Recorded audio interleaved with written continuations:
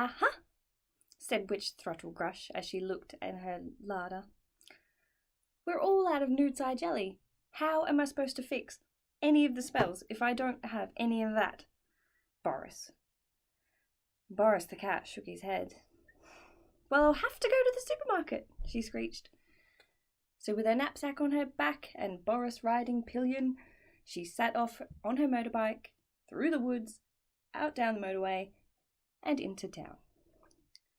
She parked her bike in the car park at the back of the Witchways supermarket and put Boris in the seat of one of those wire trolleys.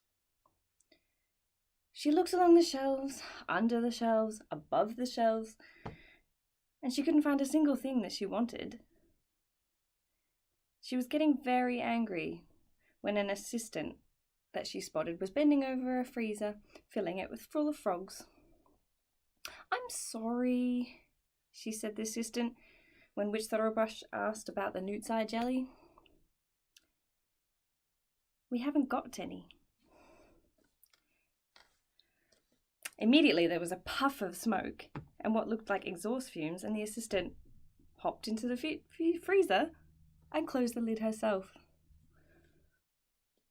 "That'll teach her to be so unhelpful," said the witch, throwing a few strands of deadly nightshade into the trolley from the vegetable racks. Witch Thruttlegrush was not only very quick-tempered, but she was dishonest. When it came to the checkout disc, she simply disappeared and then reappeared in the car park with her groceries, which she did not pay for.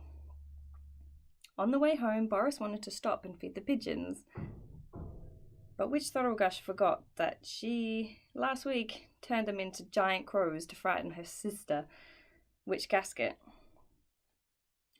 And she couldn't turn them back because she didn't have any eye jelly. So they chased her all the way home, which gave her a shocking headache. The kingdom of Owl was a peaceful place. Nothing very much happened. Count Valentine Kiss Me Quick, the vampire, hadn't found anything he could really sink his teeth into in a long time. He was bored with hanging in his coffin all day, lazing about while the rest of the world went about its business. One evening, over a meal of his black pudding, he had a magnificent idea. "I think we could start a pop group," he announced to his 3 brides, Count Kiss Me Quick and the Batbirds. "We could set up a disco in the graveyard and liven up those local stiffs." So they flew around trying to scrape enough money to buy microphones, speakers, drums, guitars. They couldn't play any of these things, but it didn't seem to matter as long as they made a louder noise as possible, which they did. Witch Thruttlegrush did most of her work at night too. The noise from the graveyard was so horrible that she couldn't concentrate on her incantations. She made a huge explosion in her cauldron, where she was trying out her new recipe for newt's eye jelly, and it turned her cat into a grandfather clock. Broomstick in hand, she reached off on her motorbike to sort out the count. She screeched to a halt outside the graveyard gates. "That's it!" she yelled, and hit the count so hard on the head with her broomstick that he swallowed his microphone. "You're enough to waken the dead," she continued, "and if you don't shut up, I'll turn you into respectable people." Well, what could Count do? He went back to his coffin to sulk and let everyone rest in peace, of course. But secretly he set up a recording studio in the vaults of his dank, dark castle and made a record. Now Count Kiss Me Quick and the Batbirds are at the top of the pops, and Witch Thruttlegrush has turned her radio into a washing machine.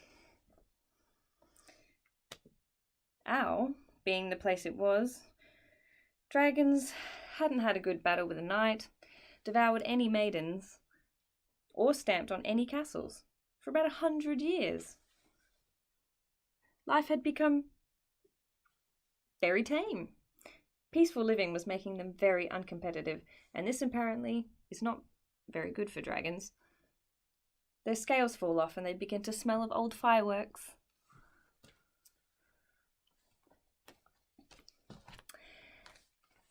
Count Kiss Me Quick and their trade union leaders, he had them over to supper, and afterwards they watched the television. There was a program all about the history of flying, and that gave him an idea of organising a flying display to cheer up his union members. So it was all arranged. There were flying races, freefall skydiving, aerobatics, and formation flying. The green dragons seemed to be in the best, and they won all the cups. This made all the red and grey dragons very angry, and scuffles broke out in the crowd. Soon there was a terrific fight going on, claws and scales everywhere, coloured smoke, stars, fireworks, everything. Everything in the airborne, even the airborne dragons, started a dogfight over the aerodrome. In a few minutes there was nothing left of the flying display, except a huge heap of smouldering but happy and battered dragons. Well, well, well, said their union leader to the Count as they watched from the battlements of his castle. There's nothing like a good dispute to calm the nerves, and much cheaper than renting an old knight or buying a castle for them to stamp on. And you just can't get the maidens these days. So every month the flying display was arranged.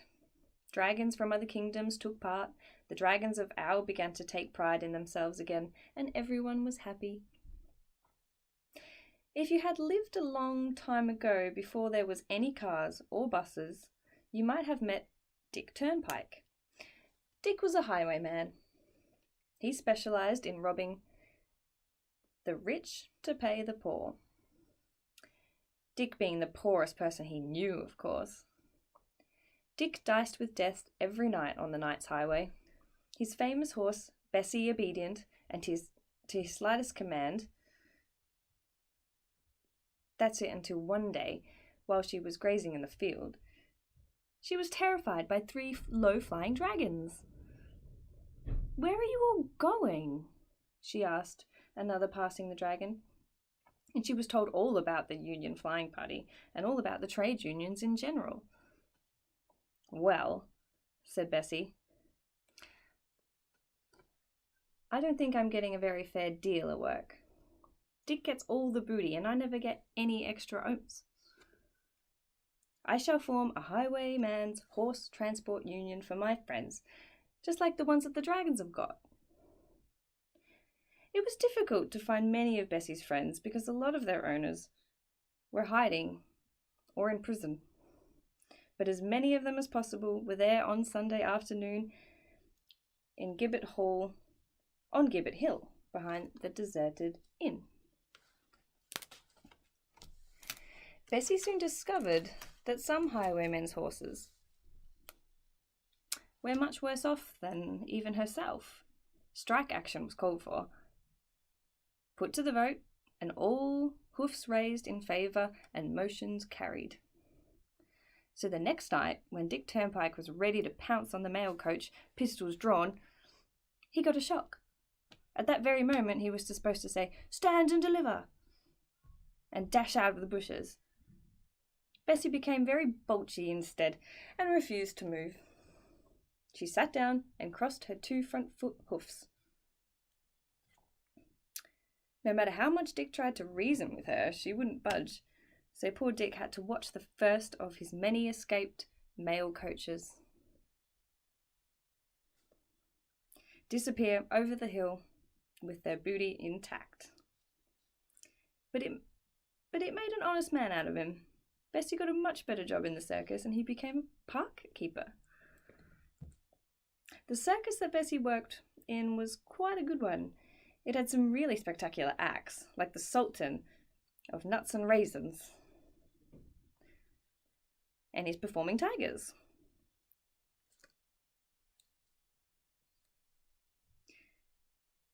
The Sultan was on very good terms with his tigers and spoilt them dreadfully.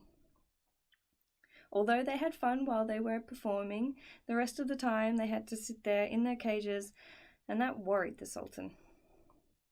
If only there was a nice open space that they could play in where there weren't too many people that they could eat, and I'm sure they would be happy. He mentioned this to Bessie one day.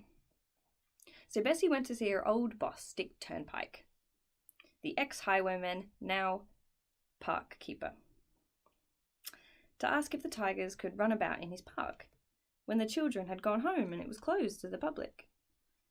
Dick agreed and the tigers moved in. That night, when everybody was asleep, the Sultan drove his tigers down to the park in his Rolls-Royce.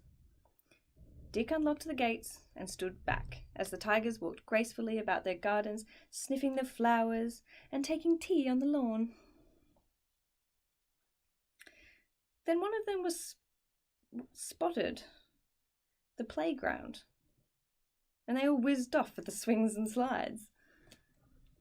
They were all very tired but happy tigers by the time that the sun came up, and they had to pile back into the car and go home. But by the afternoon, when they had to start their matinee for the children, the tigers were still snoring and growled very angrily at the Sultan when he tried to wake them up, because they'd been up playing all night. He had to go and borrow a very small crocodile from one of the other acts that was particularly good at turning cartwheels, but when it came to putting his head in his mouth, and he did this with the tiger performance, he fainted. The little crocodile had very bad breath. Arr. The crocodile had a bad tooth. That's why his breath was so smelly. He'd even eaten a whole packet of violet-scented sweets, but his friends still shunned him. That wouldn't do your teeth very much good. So he made an appointment to go and see the dentist. The dentist didn't realize he was a crocodile when he spoke to him on the phone. He just thought he was some, poor person with a bad tooth that couldn't speak properly. Late one night, the little crocodile rang the dentist's bell. He rang and rang, but nobody answered.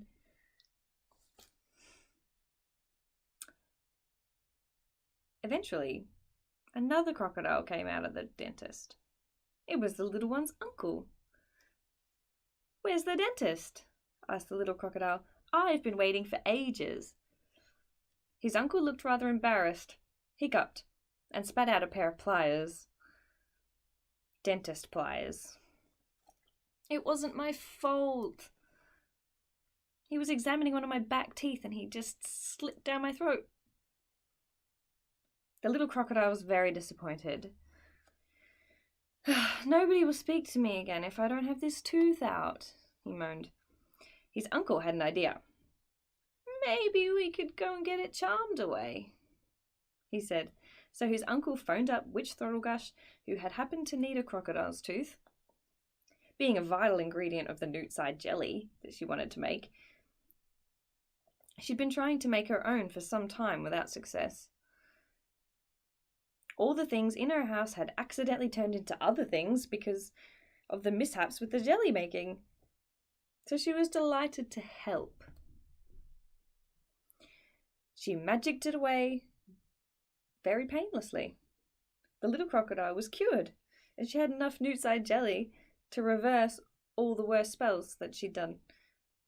Oh, and she even turned the little crocodile's uncle into two dentists, and then changed one of the dentists back into the little one's uncle. So that was all right, wasn't it? Wasn't it?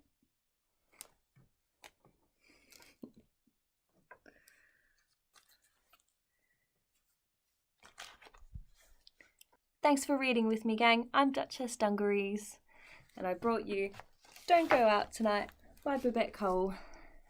Very special edition pop-up book that I will share some pictures with after. But for now, happy Halloween!